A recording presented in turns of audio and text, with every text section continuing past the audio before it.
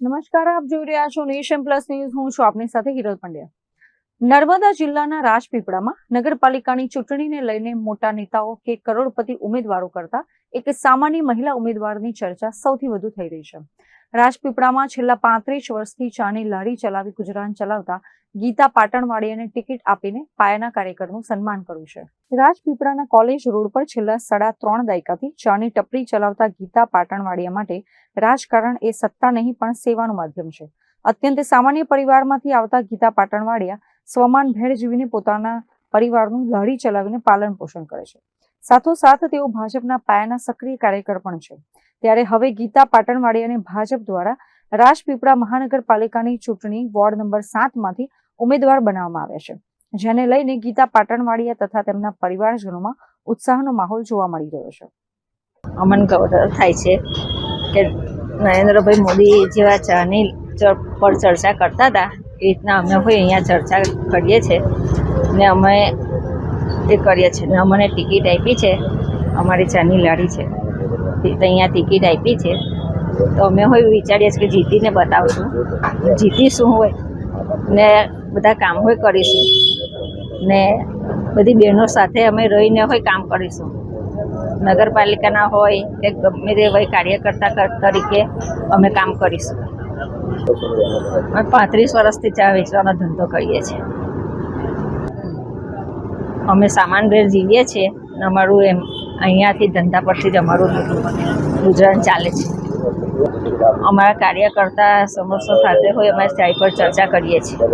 અમે જીતીશું તો અમારા વોર્ડના સારા કામો કરીશું ને બધાને એ કરીને રહીશું. અત્રે ઉલ્લેખનીય છે કે જનસંપર્ક અભિયાન દરમિયાન ગુજરાત પ્રદેશ યુવા ભાજપના મંત્રી બીનલ રાઠવાએ પણ ગીતા પાટણવાડિયાની મુલાકાત લીધી હતી. ગીતા પાટણવાડિયાની ચાની ટપરી પર બેસીને બીનલ રાઠવા દ્વારા ચાય પી ચર્ચા કરવામાં આવી હતી, જ્યાં સરકારી યોજનાઓના લાભ છેવાડાના માનવી સુધી પહોંચાડવા અંગે મંથન થયું હતું. બીનલ રાઠવાએ ગીતા પાટણવાડિયાને જીતાડવા માટે મતદારોને અપીલ કરી હતી.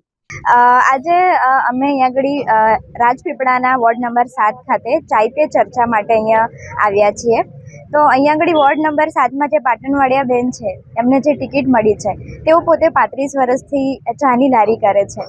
તો જેમ આપણા મોદી સાહેબ જે નાની જગ્યા પરથી આજે દેશના પ્રધાનમંત્રી છે તો એમનું પણ એવી રીતના જ વિઝન છે કે દેશના દરેક નાગરિક હોય, જે ચાહે ઊંચા પદ પર હોય કે નીચલા લેવલ પર કોઈ પણ કામ કરતા હોય, દરેકને સમાન હક મળે અને દરેકને આ જે રાષ્ટ્રહિત છે તો એમાં પોતાનો ફાળો આપવામાં ભાગીદારી મળે.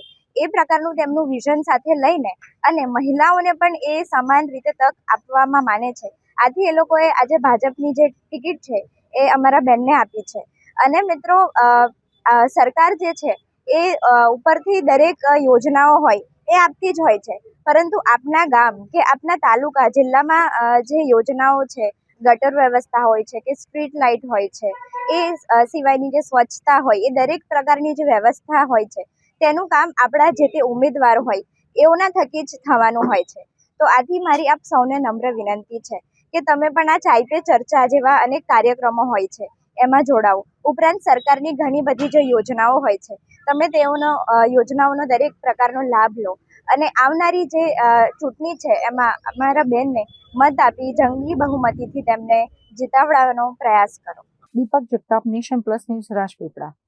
સમાચારોનો સતત અપડેટ મેળવવા માટે અમારી નેશન પ્લસ ન્યૂઝની યુટ્યુબ ચેનલને સબસ્ક્રાઇબ કરો, બેલ આઇકન દબાવો અને જોડાયેલા રહો ફેસબુક, ઇન્સ્ટાગ્રામ અને ટ્વિટર પર.